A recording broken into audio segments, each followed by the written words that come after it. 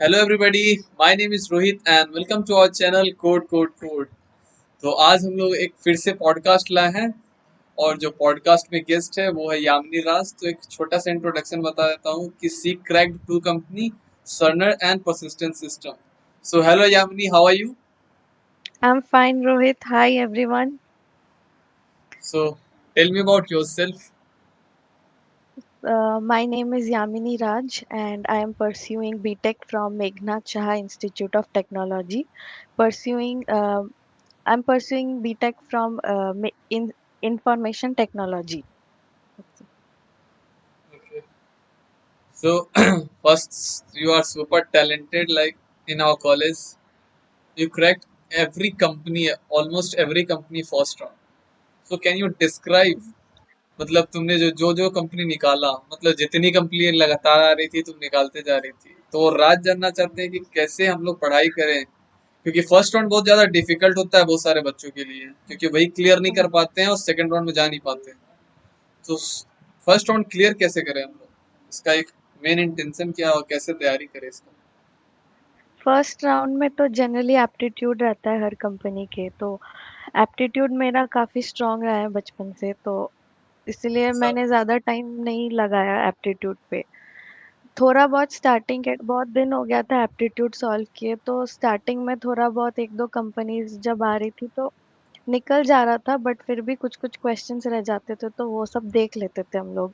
आपस में फ्रेंड्स लोग के साथ डिस्कस कर लेते थे, संदीप वगैरह रहता था, तो थोड़ा बहुत उसी से हो गया था। ज़्यादा उसके लिए ये नहीं करना पड़ा। कोडिंग के लिए मेन मेन प्रॉब्लम मेरे को कोडिंग पे आया था, क्योंकि काफ़ी डिफिकल्ट लेवल रहता था कोडिंग का। बहुत सारे कंपनीज में डेटा स्ट्रक्चर्स, प्रॉब्लम सॉल्विंग रहता था, तो मैंने कोडिंग पे ज़्यादा ध्यान दिया है। मेन वही था। अच्छा, तो जैसे हम लोग का पता चला कि एप्टीट्यूड का तुम्हारा तेज था, लेकिन रिसोर्स जो होता है हम लोग, जैसे कोडिंग हाँ। फर्स्ट राउंड होता है हम लोग का एप्टीट्यूड कोडिंग एनसीएस फंडामेंटल्स। हम्म। तो जो एक एक करके बताओ कि हम लोग एप्टीट्यूड का रिसोर्स जो है, मतलब पढ़े कहाँ से कि स्ट्रांग हो जाए, फिर हम लोग आएंगे कोडिंग पे एंड देन हम लोग सीएस फंडामेंटल्स। एप्टीट्यूड स्ट्रॉन्ग करने के लिए तो बहुत ज़्यादा प्रैक्टिस लगता है, तो इंडिया बिक्स और ये सारे वेबसाइट्स हैं इंटरनेट पे बहुत सारे, वहाँ पे जितने क्वेश्चंस है सॉल्व करो, प्रैक्टिस करो, उसी से हो जाएगा। और जो टेक्निकल एप्टीट्यूड जो क्वेश्चंस रहते हैं उसके लिए तो सब्जेक्ट्स पढ़ना पड़ता है, तो वो उसका और कोई सेकंड प्लेस नहीं है, उसी से करना तो जैसे पड़ेगा। सब्जेक्ट्स पढ़ना हो तो कहाँ से पढ़े कोई? सब्जेक्ट्स भी गीक्स फॉर गीक्स और ये सब है ही, यूट्यूब है, तो वो सब से ही होता है जो सबका है।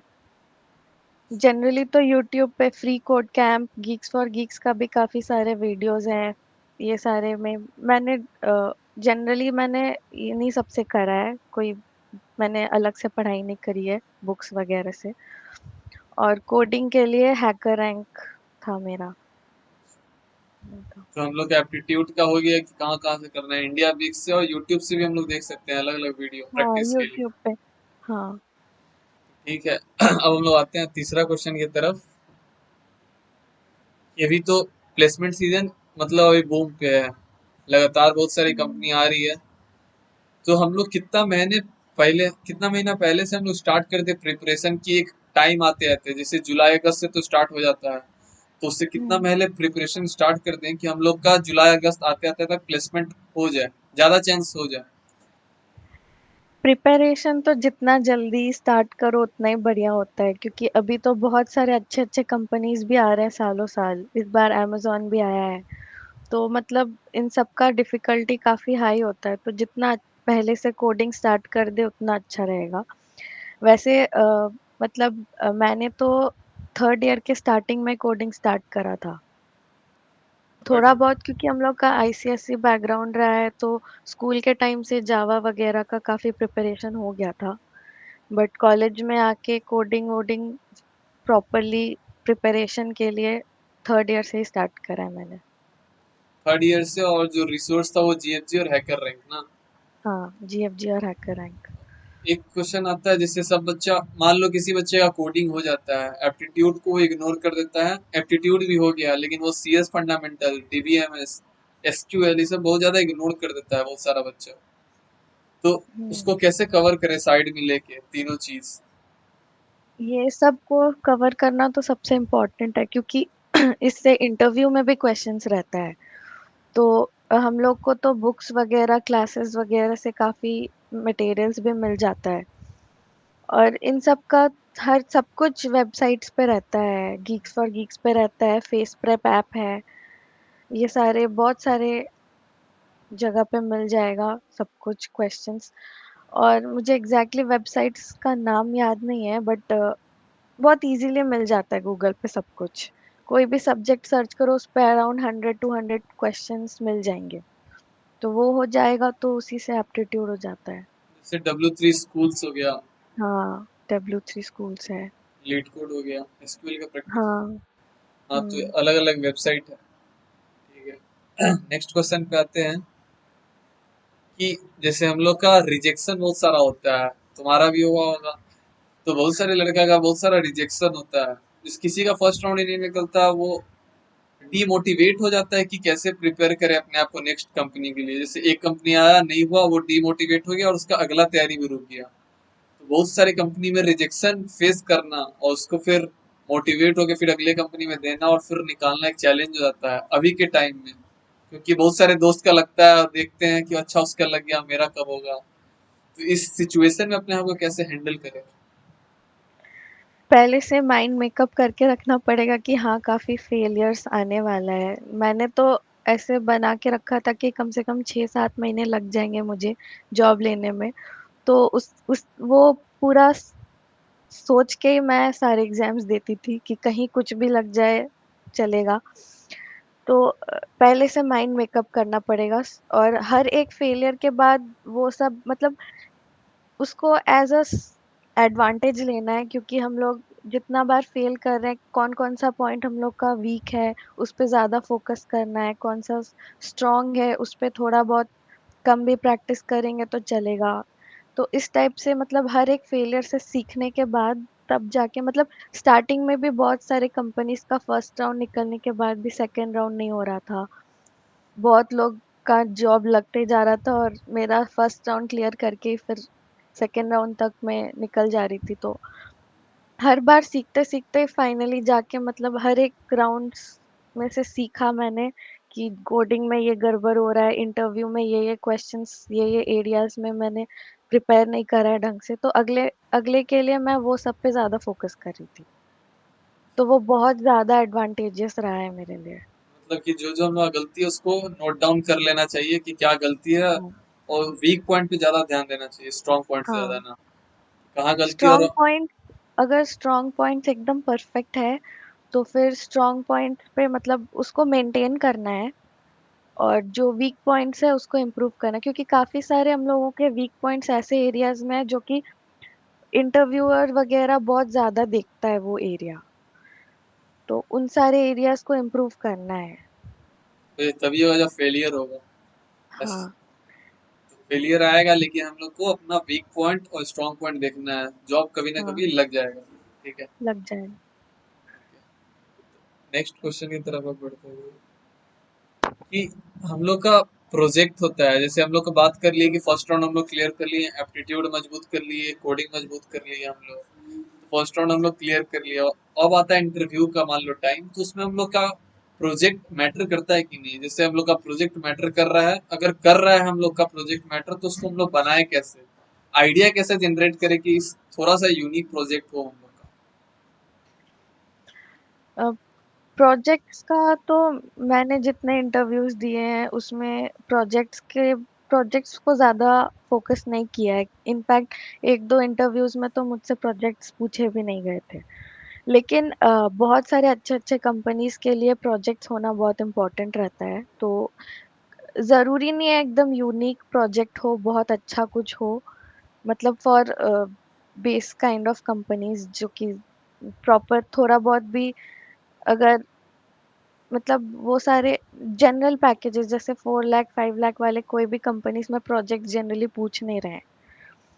तो उसमें हम लोग प्रोजेक्ट्स कुछ भी चलेगा। अगर कुछ अच्छा करना है तो ऐसा चीज पे प्रोजेक्ट्स करना चाहिए जो कि हम लोग का मेन लैंग्वेज प्रेफरेंस रहा है, मतलब अगर मैं जावा रख रही हूँ तो मेरा एक प्रोजेक्ट अगर जावा पे है तो वो एक मेरे लिए ही एडवांटेजेस रहेगा। प्लस पॉइंट हो जाता है वो। हाँ, क्योंकि फिर इंटरव्यूअर उस उससे अगर क्वेश्चंस पूछेगा तो एक प्रिपरेशन रहेगा हम लोग के पास। और हम लोग प्रोजेक्ट्स किस तरह से बनाए हैं, उसमें क्या क्या ये मतलब कैसे वो वर्क कर रहा है, इस टाइप के क्वेश्चंस बहुत रेयरली पूछे गए हैं इंटरव्यूज में। तो प्रोजेक्ट्स उतना मैटर नहीं किया ऑन कैंपस में, अभी तक तुमने हाँ। जितना दिया है। लेकिन मैटर करता है अगर हम लोग कहीं जा रहे हैं बड़ी कंपनी में तो वहाँ प्रोजेक्ट मैटर हाँ। करेगा। तो प्रोजेक्ट मैटर करता है, लेकिन यूनिक जरूरी नहीं है। कैसा भी प्रोजेक्ट बनाए अपने डोमेन में बना ले, जिससे कि अगर कुछ पूछे हाँ। कि 4 साल में क्या किया है तो हम लोग वहाँ पे आंसर दे पाए। यही। हाँ। ठीक है। अब मेन क्वेश्चन है जैसे कि CGPA does matter in on campus. Yes, CGPA matters a lot. बहुत सारे फर्स्ट ईयर या सेकंड ईयर बच्चा सोचते हैं कि सीजीपीए मैटर कुछ नहीं करता है, हम लोग डायरेक्ट आराम से ऑन कैंपस में मैं बात कर रहा हूँ, प्रेफरेंस ऑन कैंपस, क्या सीजीपीए मैटर हाँ। करता है? तो ये क्लियर हाँ, करो ऑन पूरे अच्छे से। कैंपस, ऑन कैंपस में तो बहुत मैटर करता है क्योंकि बहुत लोगों का आई मीन 8.5 से अबव, 8 और 8.5 से अबव रहना चाहिए ओवरऑल सीजीपीए। क्योंकि मैक्सिमम कंपनीज जब शॉर्टलिस्ट करती है, अगर सारा 10 12 और बाकी सबका क्राइटेरिया भी फुलफिल हो रहा है, उसके बाद भी कंपनीज वापस शॉर्टलिस्ट करती है बीटेक के सीजीपीए के ऊपर, जैसे परसिस्टेंट वगैरह। ये लोग सिर्फ 8.5 अबव सीजीपीए वालों को का इंटरव्यूज लिए थे। मैं खुद 4-5 महीने बैठ पाया ड्यू टू सीजीपीए। वही बहुत इम्पोर्टेंट रहता है। तो सीजीपीए मैटर करता है। और क्या एक और सवाल, 10 12 का मार्क्स सब बोलता है कि कुछ मैटर नहीं करता, सिर्फ डेट ऑफ बर्थ के लिए है। तो ये भी क्लियर कर दो, बहुत सारे बच्चों को डाउट होगा कि 10 12 का मार्क्स मैटर करता है कि नहीं, कैसा हाँ, रहना है। 10 12 का मार्क्स, बीटेक का मार्क्स, सारा मार्क्स बहुत मैटर रखता है ऑन कैंपस। 70% क्राइटेरिया होने के बावजूद, 70% तो होना ही चाहिए। बहुत सारे कंपनीज जैसे टीसीएस वगैरह भी आ रहे हैं तो उन लोगों का क्राइटेरिया 80% भी है। तो जितना अच्छा 10 12 रहेगा उतना ज्यादा बढ़िया रहेगा, सेफ साइड में रहेंगे। अगर बहुत मैटर करता है ये सब। तो ऑन कैंपस के लिए सिर्फ स्किल मैटर नहीं करता है, 10 12 और बीटेक सीजीपीए, और यही अच्छा नहीं रहेगा तो तुम हाँ। बैठ ही नहीं पाओगे, एलिजिबल ही नहीं पाओगे। हाँ। तो स्किल का ऑन कैंपस प्रेफरेंस भी, ऑफ का नहीं है, ऑन का बात हो रहा है। तो ऑन में बहुत ज्यादा मैटर करता है ये सब। ठीक है। तो आगे बढ़ते हैं, सारा चीज तो हो गया हम लोग क्लियर। अब एक स्मॉल मैसेज, जैसे कि अभी जो प्रिपेयर कर रहे हैं और जिनका जॉब नहीं लगा है या आगे लगने वाला है, तो उसको कैसे मेंटली भी प्रिपेयर रहना होगा। और हम लोग जो सब्जेक्ट वाइज सब चीज प्रिपेयर कर रहे हैं वो कैसे इन फ्रेम बताना, कि मतलब हम लोग सारा चीज लेके चले, जैसे फर्स्ट राउंड इंटरव्यू का तैयारी क्या साथ साथ लेके चलना होगा हम लोग को। अम, अ, जैसे हाँ प्रिपरेशन मतलब। करते हैं ना हम लोग, तो बहुत लोग क्या करते हैं कि कोडिंग का ही सिर्फ पीछे पड़ गए हो, एप्टीट्यूड सिर्फ छोड़ दिए पीछे, वो हाँ, इंटरव्यू का ध्यान ही नहीं दे रहे। तो क्या कैसे हम लोग साथ में लेके चले कि बैलेंस रहे। रूटीन बना लेना है कि कुछ टाइम हम लोग को एप्टीट्यूड आई मीन सबको ही अपने अपने स्ट्रेंथ्स को पहले जज करे कि हाँ ये एप्टीट्यूड मेरा स्ट्रांग है या कोडिंग स्ट्रांग है या इंटरव्यू थ्योरेटिकल नॉलेज है प्रॉपर। तो उसी हिसाब से हम लोगों को हर एक चीज़ पे टाइम देना है। अगर एप्टीट्यूड स्ट्रांग है तो फिर कोडिंग पे ध्यान देना, क्योंकि वो बहुत इंपॉर्टेंट रहता है। और कोडिंग और एप्टीट्यूड स्ट्रांग है तो थ्योरेटिकल नॉलेज पे। तो इस हिसाब से सब कुछ बैलेंस करके ही आगे बढ़ना है, तो हर रोज सब कुछ थोड़ा थोड़ा करके प्रैक्टिस करना है। एक रूटीन बनाने से ज्यादा फायदा होगा कि हाँ। क्या मेरा हो हाँ। रहा है और क्या नहीं हो रहा है। हाँ। और मतलब मेंटली खुद को स्ट्रांग करना ही पड़ता है, क्योंकि रिजेक्शंस के बाद ही फाइनली जब सक्सेस मिलता है तो ज्यादा खुशी मिलता है। ये तो सिचुएशन उसी बहुत टफ टाइम, होता है। हाँ, और ये सिचुएशन से ही आगे निकलना है। और पहले से माइंड मेकअप करके रखना है कि हाँ, रिजेक्शंस बहुत सारे आने वाले हैं, उसको हम लोग अवॉइड नहीं कर सकते। तो वो सब फेस करना पड़ेगा, उसको लेके डिसहार्टन नहीं होना है बिल्कुल। उससे और मतलब सीखना है कि हाँ, ये सारे रिजेक्शंस का रीजन है मेरा, ये सब कुछ मेरे को ओवरकम करना है। तो उसी हिसाब से प्रिपेयर करना है। Thank you. मतलब सारा चीज हम लोग फ्रेम कर लिए, क्या क्या करना और क्या नहीं करना है। तो एक बताना चाहता यामिनी के बारे में, एक कंपनी थी डेल्टा एक्स, उसमें अपने कॉलेज से कोई नहीं निकाला था फर्स्ट राउंड, सिर्फ यामिनी राज निकाली थी एक। तो she is super talented girl. Thank you for being here. Thank you so much. I am Thank so you so much glad, for inviting me. I am so glad that you come and show your presence to all of us. Thank you very much, Thank thank you. You.